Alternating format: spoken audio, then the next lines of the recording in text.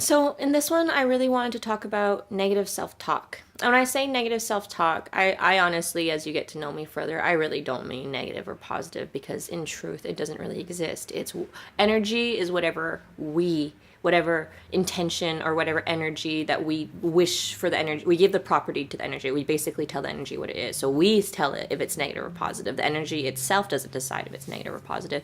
But at the same time, when energy is already charged, it can come to us as negative or positive, and then from us, we have a decision if we wish to affect the energy, transform the energy, or let the energy affect us the way that it affects us, you know? And this is what I'm going to be here talking about with you constantly.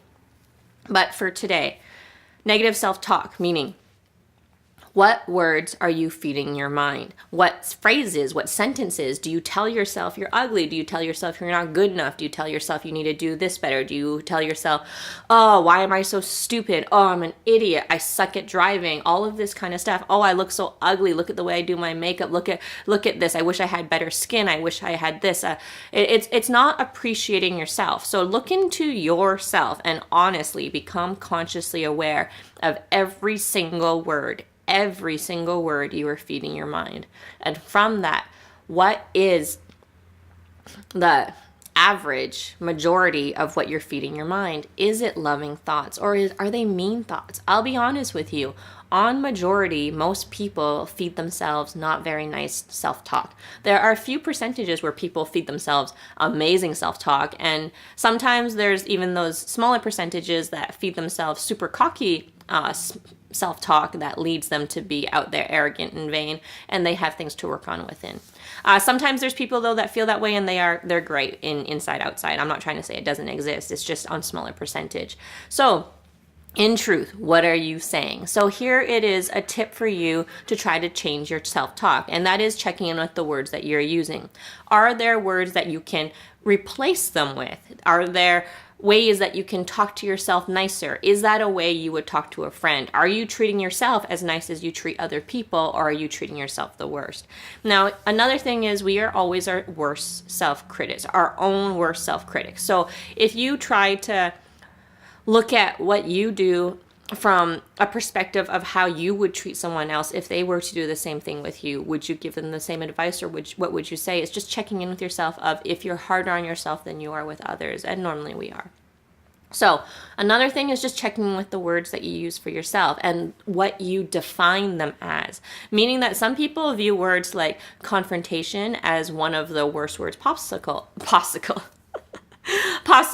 And yet it's not such a bad word, but so many of us give it such a negative, like even manipulative. And I'm sorry, I get why manipulation can be the negative, but in manipulation there is you need to understand that there's positive and negative and everything. Now, I'm not trying to tell you here that being a manipulative person is positive, because I'm not. That to me has to do with free will, and I actually personally don't believe in manipulation. But I do believe that if you're honest, you can just have an effect, be part of the conversation, be part of the energies lending towards the decision that you wish to experience. And that's the difference between manipulation. Manipulation is basically not fully giving the other person a choice, a full free will choice, or for them to realize that they're making a choice. But then there's also the things of manipulation behind the scenes that become good, is because you manipulated this form to become this so it could fit inside of this. And you see, so there's positive, negative, and it's all about how you,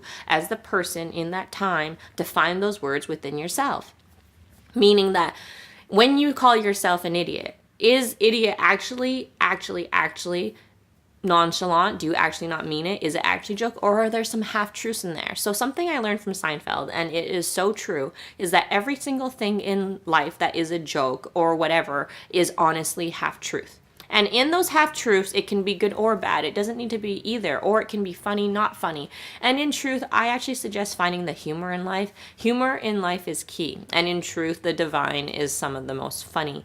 Well, God, obviously. Like, I actually look at God, which is group of dimensions to me, which is ultimate source, ultimate every single thing, energy, every single thing, as having the ultimate of everything, meaning the ultimate happiness, the ultimate sadness, the ultimate anger, the ultimate jealousy, the ultimate every single trait you can have. And from there, I believe that by having all of them, you can choose your existence. And I do believe that is what the all being does and has allowed for us to have here now, free will and choice. And free will and choice is not an easy reality, not at all. And that's exactly why we're here. And what we need to know is that we actually do know better within. But we have been raised in everything that brings us outside of ourselves. And so it is important for you, so important for you to get to know yourself inside, to talk to yourself, to understand the things that make you happy, unhappy, the stuff that make you tick, the things that you take on that you don't realize.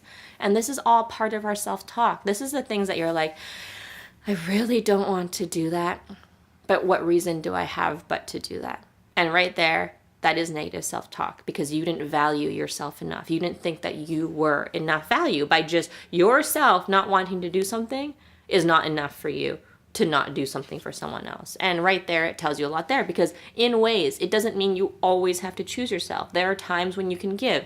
And that's another thing we're going to be talking about too, understanding the flow and the balance, and that just because you make a decision doesn't mean it has to stand forever unless you wish it to. But this is all about the boundaries and structures that we put together and decide that that is what life is. So this is what self-talk is about. It's about understanding the limits that you put on your own mind, the boundaries that you put in your own life, every single limit that you put on everything, thinking that that's the way life has to be.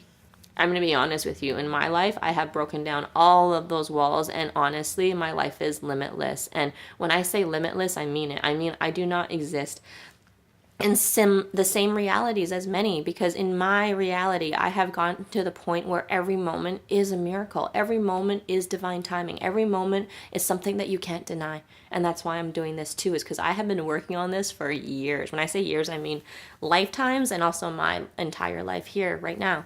So that has been 35 years I've been working on this, and I'm telling you that you can do it in way less. The learning curve honestly changes, because when people help one another out, you can help each other based on your experiences so that they don't have to experience the full length of time. It cuts time shorter. And so I'm here telling you, if you wish to cut your healing time in half, in a quarter, in honestly a snap of a finger, because honestly, we can actually be healed in a snap. It all has to do with what we feed our mind and our alignment to ourselves, and if we trust within ourselves and the universe.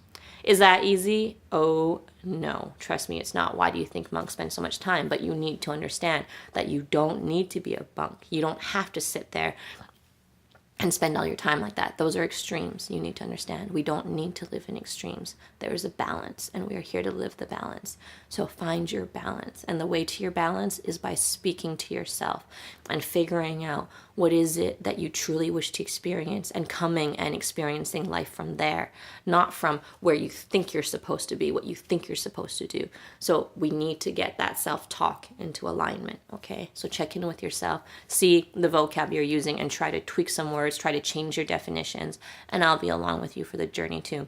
My biggest advice for this is change the definitions of the words that you're feeding your mind, because honestly, sit there with the words that you're using in your mind that is negative in a sort, because you can tell which way it is. Well, I mean, when you sit with it and consciously decide, is this negative or positive, and you go further, remember, you have to go further.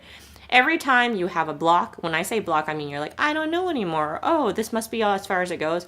It goes further. Trust me, you're just allowing it to be a block because you don't actually wish to go further. Now, when you figure that out, when you actually are honest with yourself about how you're the one stopping yourself from going further, and then you push further, congratulations.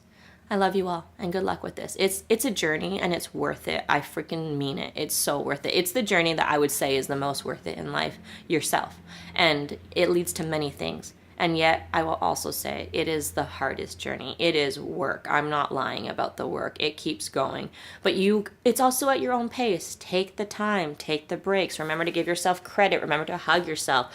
Love yourself. And also love others and allow for their space. And to do what you wish that people would do for you when you're going through this stuff, you know. It's about the do unto others as you would unto yourself, and yet do not expect from others what you wish from yourself. And I honestly don't think you should expect stuff from yourself either. This is when you start to learn what going with the flow means. And this is when you start to learn that you were actually part of the flow, and you built all these structures around you because you thought it was what's right. You thought it was the way that you were meant to exist. But no longer. It is no longer the right way. And the truth of that is, look at where our world is. Our world is changing already. Our world is changing already. And it's thanks to a lot of the people that are deciding to change already. So, anyways, love you all. And it's going to be okay, but it's up to you. It's always up to you and what you feed your mind. Love. Feed yourself.